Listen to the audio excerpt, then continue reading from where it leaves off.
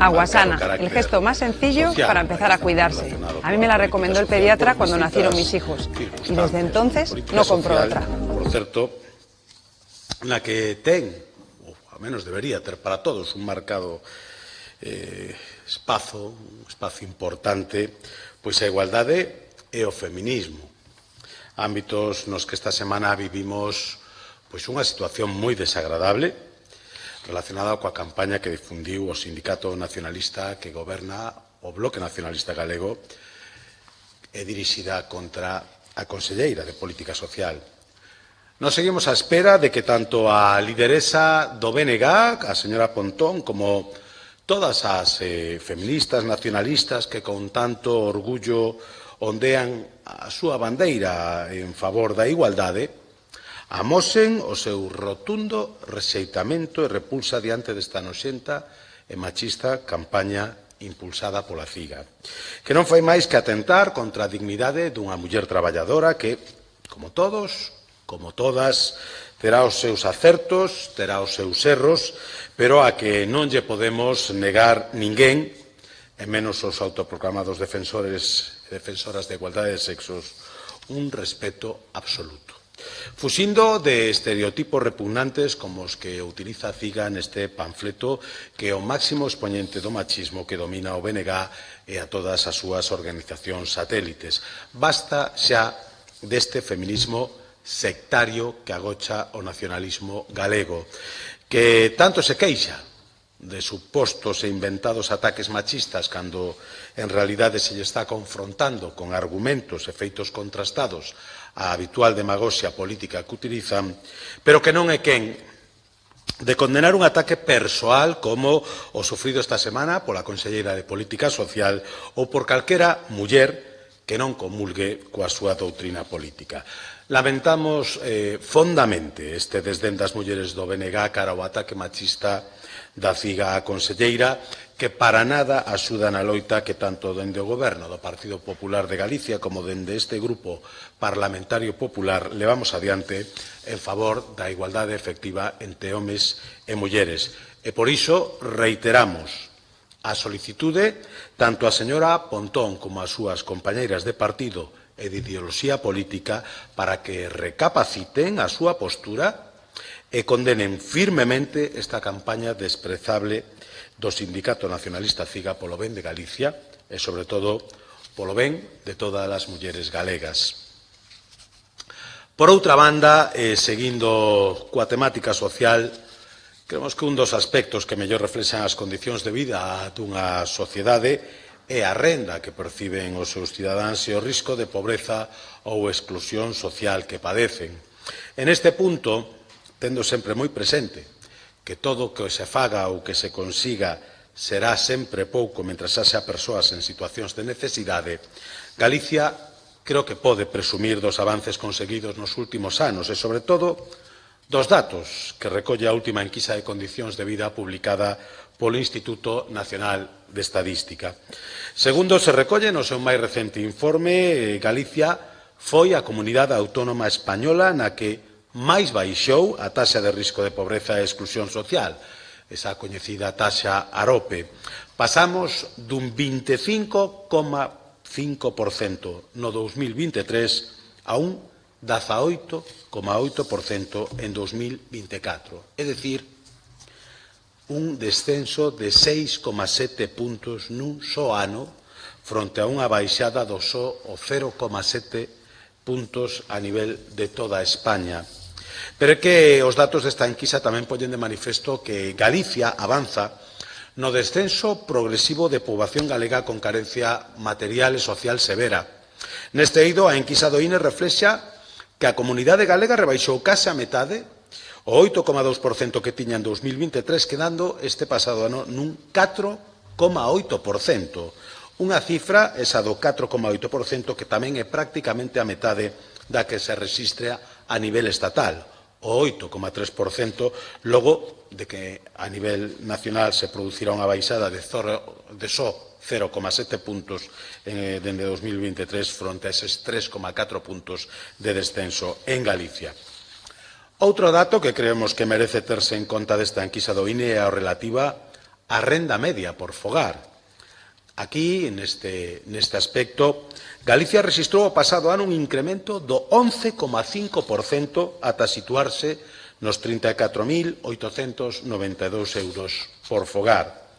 Unha cifra que nos aproxima a renda media por fogar existente en España fixada case en 37.000 euros, logo dun incremento do 6% pasado ano, que a nivel nacional, que case a metade do que se rexistrou na comunidade galega. Pero hai outros datos que merecen destacarse desta enquisa, como que no apartado de persoas que non poden permitirse manter a vivenda cunha temperatura axeitada, Galicia pasou de estar 5 puntos por enriba da media estatal no ano 2009 a situarse o pasado ano por baixo da media estatal, un 16,6% en Galicia fronte ao 17,6% da media nacional. Ou no caso dos fogares que recoñecen chegar con moita dificultade a fin de mes. Aquí Galicia, logo dun descenso de 3 puntos entre 2023 e 2020, pasou de estar por riba da media nacional a situarse máis de 2 puntos por debaixo dela, o 8,7% en España, o 6,6% na comunidade galega. En definitiva, son uns datos, e repito, tendo sempre moi presente que todo o que se faga para combater a pobreza e mellorar o nivel de vida dos galegos será pouco, pero son uns datos para sentirse moi orgullosos do traballo que veñen facendo os distintos gobernos do Partido Popular. E, en especial, unha Consellería de Política Social disposta en todo momento a axudar a quen máis o precisa, en cada momento.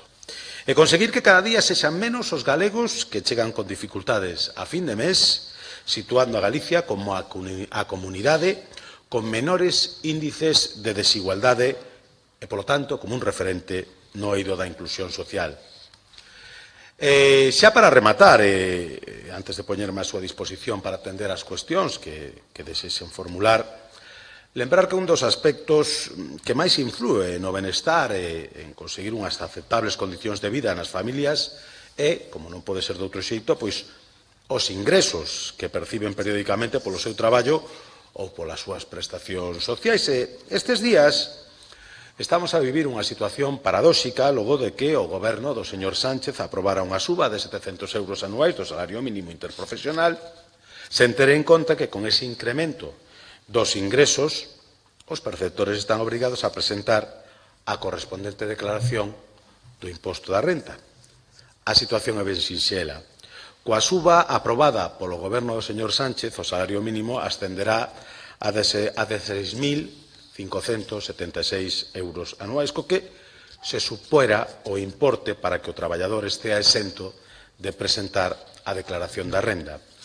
Deste xeito, ademais de que o traballador deberá pagar o incremento correspondente ás cotizacións sociais, eses 45 euros, tamén deberá facer fronte ao imposto sobre a renda das persoas físicas, o que suma outros 301 euros.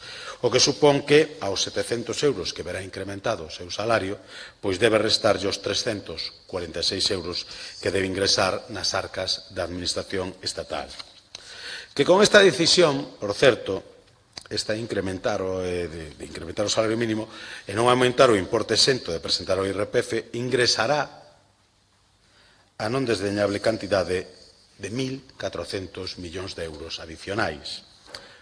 Negocio redondo para o goberno do señor Sánchez e para a súa ministra de Facenda, que non estrana pelexe tanto coa súa compañeira de traballo para non subir o mínimo exento de cotización. Diante desta situación, o Grupo Popular vén de rexistrar unha proposición non de lei a través da que demandamos ao Goberno de España que exima do pago do imposto sobre a renda das persoas físicas a quen perciba o salario mínimo interprofesional. De xeito que todos os traballadores beneficiados por esta suba do salario mínimo ingresen íntegramente nos seus petos a totalidade do aprobado polo Goberno de España e non se converta esta decisión nunha sorte de negocio redondo para o goberno de Pedro Sánchez, que primeiro pon o carameliño doce na boca dos traballadores con menor remuneración e despois obrígalles a dar un bocado amargo porque parte desa suba salarial vai directamente ás arcas da Administración estatal. Creo que algo que debería facer reflexionar o Goberno e que entre todos deberíamos intentar correxir. E pola miña parte, nada máis, poñerme a vosa disposición por si queredes formular algunha cuestión sobre isto que acabo de relatar ou calquera que outra cousa que sexa do voso interés. Sobre os datos do INE que saían esta semana sobre demografía que sinalan que Galicia é a comunidade poderosa do vegetativo. Perdón, que non entendí ben esta última parte, perdón. Que Galicia é a comunidade poderosa do vegetativo. O BNG a este respecto di que isto demostra que as políticas da Xunta fracasaron ao respecto. Bueno, é curioso que un partido que aboga recurrentemente en contra de calquera política de incentivo da natalidade, porque as considera natalistas, un termo que considera de pouco prestixio o BNG, se queixe porque non aumenta a natalidade. Dende logo, o que está facendo a Xunta de Galicia, desenvolvendo as súas políticas, é conseguir, primeiro, un saldo positivo gracias á chegada de persoas ao noso país e, polo tanto, acabar con un problema que tiñamos e mellorar esas cifras en ese sentido. E, ademais disto, o que facemos é unha política de incentivos para que as persoas que queiran ter un fillo pois valoren Galicia como unha das opcións máis ventaxosas para instalarse nese sentido. E volvo a repetir, creo que son moitas as medidas que se tomaron. En todo caso, recordar que o problema da natalidade do saldo vegetativo é un problema que afecta a toda Europa, dende logo a toda España.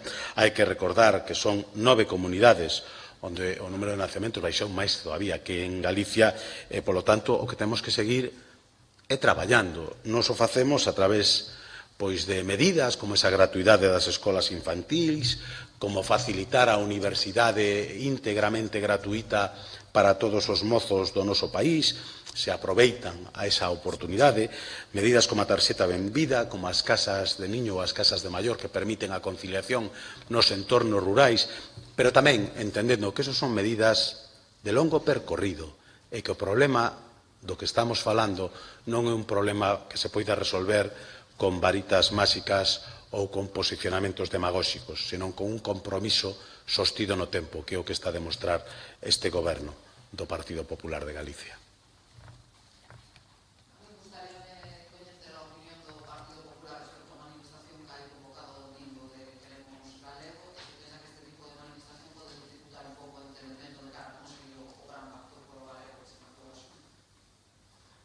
Eu non vou a ir. E créame que se pensase que con esa manifestación se vai mellorar no máis mínimo a situación da lingua galega, non tería ningún inconvinte en manifestarme ao lado de quen fose. Pero creo que o camiño para mellorar a situación do galego pasa por ir da man da Consellería de Cultura e do plantexamento que está facendo un plantexamento constructivo, que pasa por escoitar a todo o mundo, que pasa por recibir as achegas das persoas que levan anos traballando para mellorar a situación da nosa lingua. E ese creo que é o camiño. O diálogo fronte ao ruído. Eu xa sei que o BNG ten amosado, ademais, ao longo das últimas semanas, que se sinte moito máis cómodo no ruído. E, polo tanto, pois aqueles que queiran seguir esa senda están no seu perfecto dereito de manifestarse cando o consideren oportuno e onde se consideren oportuno. O que lles pido é que, polo menos, xa que decidiron rachar ese consenso para traballar todos xuntos, que teñan tanto respeto polas persoas que están traballando neses grupos conformados pola Consellería de Cultura, como respeto temos nós polos que se manifestan libremente cando consideren oportuno. Desgraciadamente, nestas últimas semanas, tuvemos mostra de que son incapaces de respetar a quen ten unha visión distinta deles.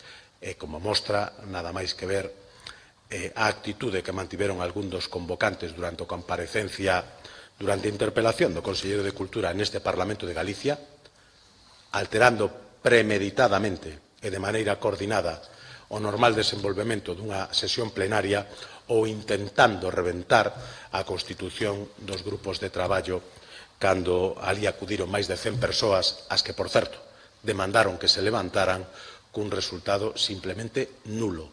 os únicos que marcharon foron os que fixeron esa petición, e as máis de 100 persoas que están traballando para mellorar a situación do galego ali seguiron traballando da man do goberno, que, créame, vai facer todo o que este ao seu alcance para que o galego sexa o que debe ser sempre, a lingua de todos.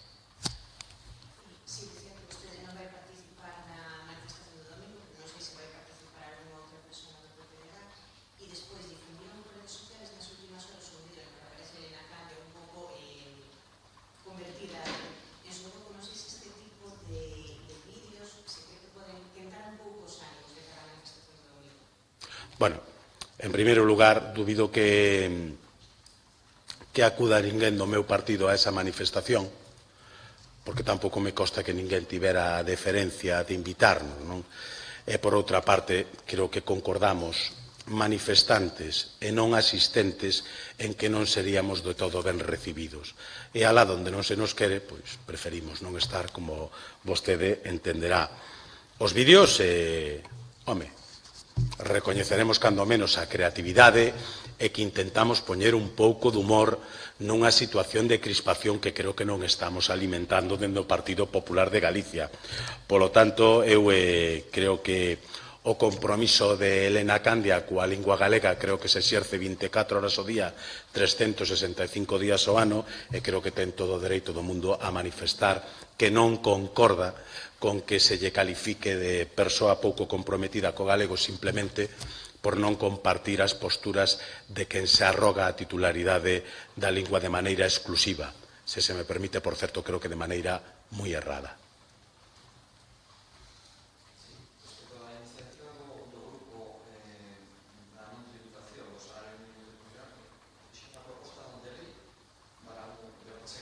Sí.